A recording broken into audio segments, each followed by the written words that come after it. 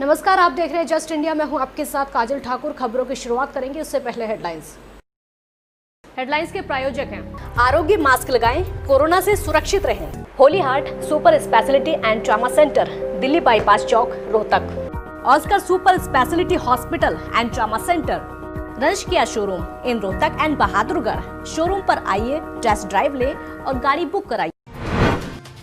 BJP प्रदेश अध्यक्ष बनने पर ओपी धनखड़ ने किया केंद्रीय नेतृत्व का धन्यवाद। बोले, नेतृत्व के भरोसे पर उतरेंगे खरा, पार्टी के सामने सभी चुनौतियों को करेंगे पार। आज भारत में अमेरिका से ज्यादा मौतें, एक दिन में पहली बार आए 40,000 से ज्यादा मामले। देश में संक्रमितों का आंकड़ा 11,18,000 के पार। हरियाणा में 26,000 पार संक्रमित, 24 घंटे में कोरोना से 5 लोगों की मौत। प्रदेश में मौतों का आंकड़ा हुआ 350। और राजस्थान की सियासत के लिए आज का दिन बेहद अहम। पायलट समर्थक विधायकों की याचिका पर आ सकता है फैसला। पायलट समर्थक 18 विधायकों की याचिका पर आज सुनवाई रहेगी जारी। ओम प्रकाश धनखड़ को बीजेपी का प्रदेश अध्यक्ष बनाया गया है। बीजेपी के नवनियुक्त प्रदेश अध्यक्ष ओपी धनखड़ का झज्जर पहुंचने पर जोरदार स्वागत किया गया। आपको ये भी बता दें कि ओपी धनखड़ मनोहर सरकार के पार्ट 1 में कृषि मंत्री रह चुके हैं और उसके अलावा भी कई बड़ी जिम्मेदारियां संभाल चुके हैं। इस मौके पर ओपी धनखड़ ने कहा कि इस जिम्मेदारी को सौंपने के लिए केंद्रीय नेतृत्व का और प्रदेश नेतृत्व का धन्यवाद करता हूं। उन्होंने कहा कि नेतृत्व ने जो भरोसा किया उस पर खरा उतरेंगे, पार्टी के सामने सभी चुनौतियों को पार करेंगे, सभी साथी मिलकर साथ काम करें। जो भरोसा प्रधानमंत्री ने किया है, जो भरोसा नड्डा जी ने किया है, अमित शाह जी ने किया है, जो भरोसा मुख्यमंत्री जी ने किया है, हम सब मेहनत करके उस भरोसे पर खरा उतरेंगे। पार्टी के सामने जितने भी मुद्दे हैं, पार्टी के सामने जितनी भी चुनौतियां हैं, उन चैलेंजेस को पार करते हुए और कैसे अपने दल को जिस प्रकार से इस कोरोना काल में सेवा पार्टी ने की है, उसी तरह से पार्टी को लगातार सेवा भावी और परिश्रम के भरोसे सदा 1 नंबर का हरियाणा में रखने का संकल्प लें और उस संकल्प पे सब साथी मिलकर साथ काम करें। पूर्व कृषि मंत्री ओपी धनखड़ को बीजेपी का प्रदेश अध्यक्ष बनाए जाने पर कैबिनेट मंत्री कंवरपाल गुर्जर ने उनको बधाई दी है। कैबिनेट मंत्री कंवरपाल गुर्जर ने अपनी प्रतिक्रिया देते हुए कहा कि ओपी धनखड़ जी ने संगठन में जनरल सेक्रेटरी, किसान मोर्चे के राष्ट्रीय अध्यक्ष और बहुत पदों पर रहते हुए कुशलता से काम किया है और मुझे पूरा विश्वास है कि उनके नेतृत्व से पार्टी को पूरी मजबूती मिलेगी, पार्टी और आगे बढ़ेगी। कई नाम थे, एक नाम चुना गया। पार्टी में लोकतंत्र है, यही पार्टी की खूबसूरती है। बीजेपी कार्यकर्ताओं की पार्टी है। जब किसी को अध्यक्ष बनाया जाता है तो इस पर विस्तृत विचार होता है, कौन समय दे सकता है या नहीं। अगर कृष्णपाल गुर्जर बनते तो उन्हें मंत्री पद छोड़ना पड़ता। बीजेपी के शीर्ष नेतृत्व ने सोच समझकर फैसला किया है। देखिए, मेरी ओर से उनको बहुत बहुत हार्दिक शुभकामनाएं और मैं समझता हूँ कि बहुत अच्छा निर्णय है। बहुत सुलझे हुए हमारी पार्टी के लीडर हैं और बहुत सी जिम्मेदारियाँ को उन्होंने बाखूबी निभाया है। देखिए, ये पार्टी में पूरी तरह एक लोकतंत्र है, यही खूबसूरती है। पार्टी के कई नाम थे, उनमें से एक नाम चुना गया। तो ये कई चीज़ें हैं जिसके बारे में लीडरशिप सोचती है कि भाई किसको ये जिम्मेदारी दी जाए। और धनखड़ जी ने पहले भी बहुत अच्छे तरीके से काम किया और निश्चित तौर से भी वो बहुत अच्छे तरीके से काम करेंगे। उनके नेतृत्व में पार्टी मजबूत होगी, ऐसा मेरा विश्वास है। करीब 10 दिनों से राजस्थान में जारी सियासी घमासान में आज का दिन बेहद अहम रहने वाला है। जयपुर में सचिन पायलट समर्थक 18 विधायकों की याचिका पर आज सुनवाई जारी रहेगी। आज का दिन अहम इसलिए है क्योंकि आपको ये भी बता दें कि राजस्थान हाईकोर्ट में सचिन पायलट खेमे की तरफ से दायर याचिका पर फैसला आ सकता है। शुक्रवार को याचिका पर सुनवाई करते हुए हाईकोर्ट ने 21 जुलाई शाम को 5:30 बजे तक रोक लगा दी थी। इसका मतलब था कि तब तक विधायक के स्पीकर विधायकों के खिलाफ कोई कार्रवाई नहीं कर सकेंगे। सचिन पायलट गुट के विधायकों की तरफ से मुकुल रोहतगी और हरीश साल्वे पेश हुए थे। वहीं विधानसभा अध्यक्ष की तरफ से कांग्रेस नेता अभिषेक मनु सिंघवी पेश हुए थे। सचिन पायलट और 18 अन्य बागी कांग्रेस विधायकों ने उन्हें राज्य विधानसभा से अयोग्य करार देने की कांग्रेस की मांग की विधानसभा अध्यक्ष द्वारा भेजे गए नोटिस को चुनौती दी। गहलोत गुट ने विधानसभा अध्यक्ष से शिकायत की थी कि बागी विधायकों ने कांग्रेस विधायक दल की सोमवार और मंगलवार को हुई 2 बैठकों में भाग लेने के लिए जारी पार्टी के विहिप की अवमानना की है। हालांकि पायलट खेमे की दलील है कि पार्टी का विहिप सिर्फ तभी लागू होता है जब विधानसभा का सत्र चल रहा हो। देश भर में कोरोना संक्रमण के मामले थमने का नाम नहीं ले रहे हैं। आज अमेरिका के बाद सबसे ज्यादा कोरोना के मामले ब्राजील में नहीं बल्कि भारत में आए हैं और दुनिया में सबसे ज्यादा मौतें ब्राजील के बाद अमेरिका में नहीं बल्कि भारत में हुई हैं। देश में कोरोना संक्रमितों की संख्या 11 लाख को पार कर चुकी है। पिछले 24 घंटे में इस संक्रमण के सबसे ज्यादा 40,225 नए मामले सामने आए हैं और 681 लोगों की मौत हो चुकी है। भारत में कुल संक्रमितों की संख्या 11,18,043 हो चुकी है। इनमें आपको ये बता दें कि 39,459 एक्टिव केस हैं, तो वहीं ठीक होने वालों की संख्या भी बढ़ती जा रही है। भारत में अब तक 27,497 लोगों ने कोरोना की वजह से अपनी जान गंवाई है। कोरोना संक्रमितों की संख्या के हिसाब से भारत दुनिया का तीसरा सबसे प्रभावित देश है। अमेरिका, ब्राजील के बाद कोरोना महामारी से सबसे ज़्यादा प्रभावित भारत है। लेकिन अगर प्रति 10 लाख आबादी पर संक्रमित मामलों और मृत्यु दर की बात करें तो अन्य देशों की तुलना में भारत की स्थिति बहुत बेहतर है। भारत से ज़्यादा मामले अमेरिका और ब्राज़ील में हैं।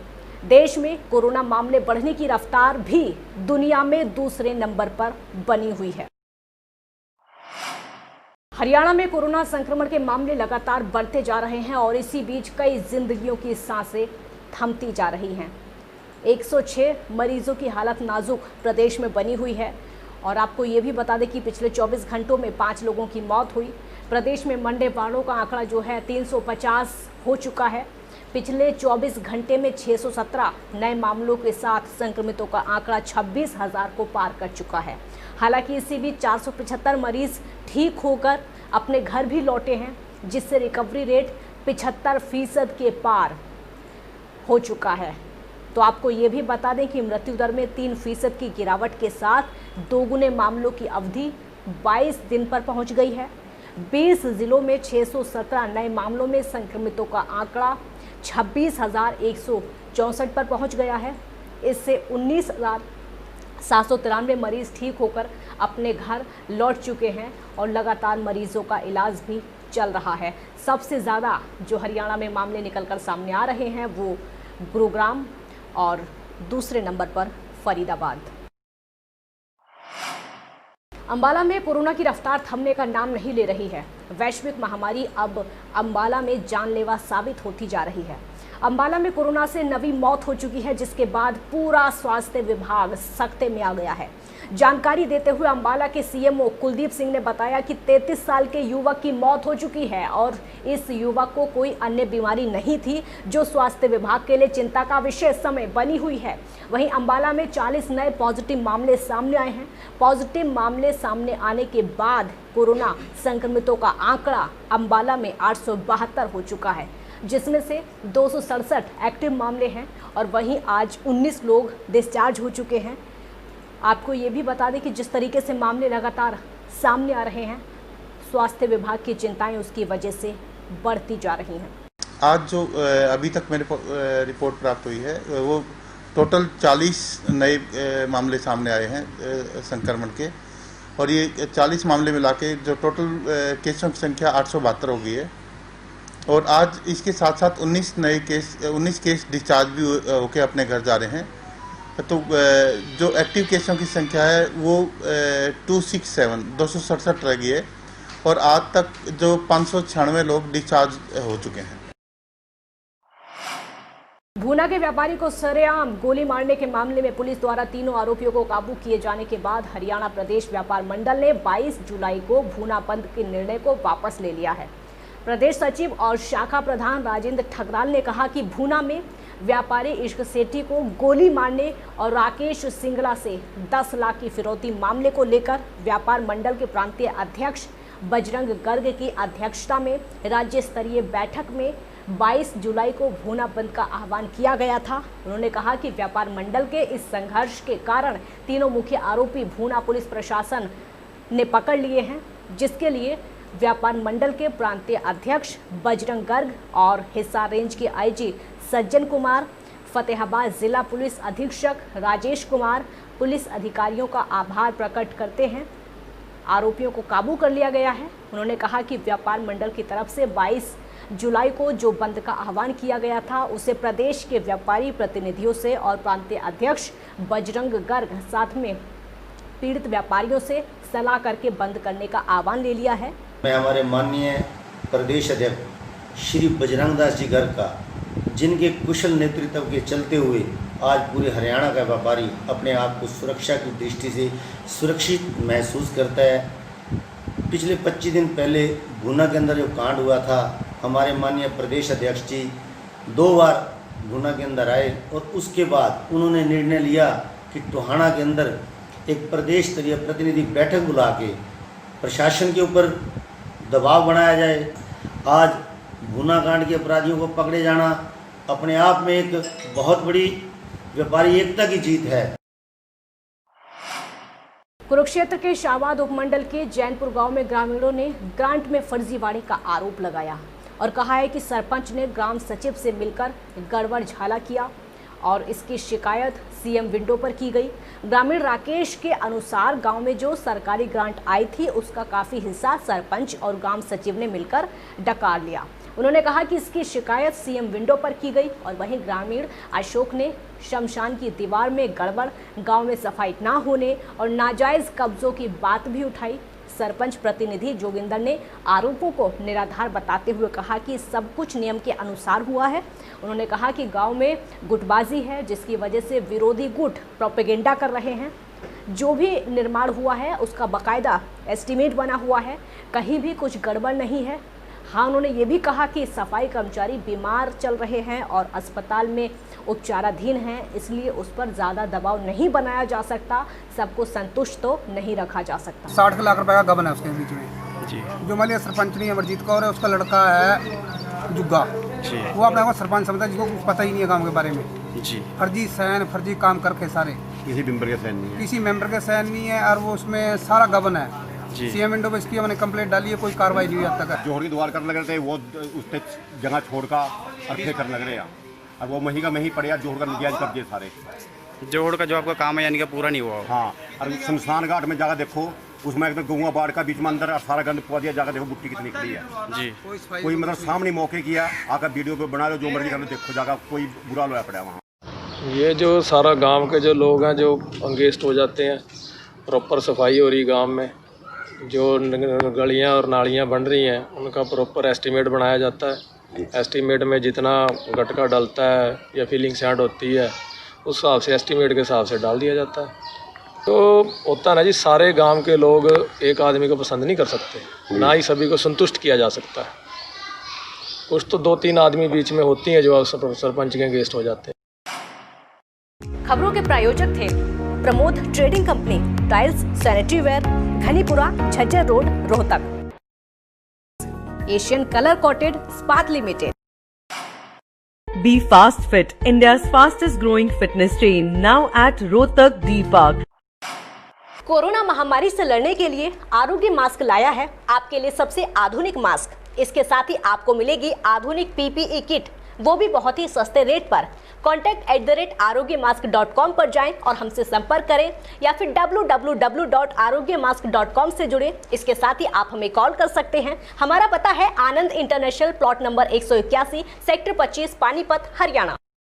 Holy Heart Super Speciality and Trauma Center. Modern healthcare facilities include cardiology and cardiothoracic surgeries, joint replacements, post-injury and trauma surgeries, orthopedic, laparoscopic and bariatric surgery, pulmonology, general medicine, gynecology, radiology, gastroenterology, nephrology. For more details, please contact Delhi Bypass Chowk, Vinaynagar, Rohtak.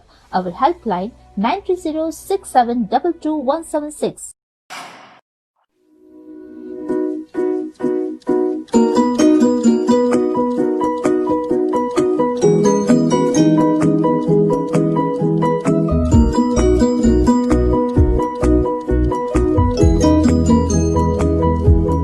मेडिफिल International 7 Sheetal complex, Subhash Nagar, Rohtak.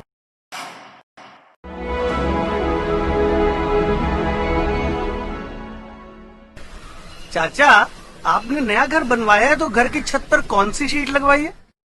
बेटा, मैंने अपने घर की छत पर Asian sheet लगवाई है, क्योंकि वो कभी न मिटने वाले ओरिजिनल निशान की चादरें हैं। साथ में ISI का चिन्ह, 5 साल की वारंटी के साथ साथ पैसों का सही मूल्य देने वाली वही इकलौती शीट्स है। क्योंकि नाम नहीं, पहचान जरूरी है। खबरों में फिलहाल इतना ही। देखते रहिए जस्ट इंडिया। नमस्कार।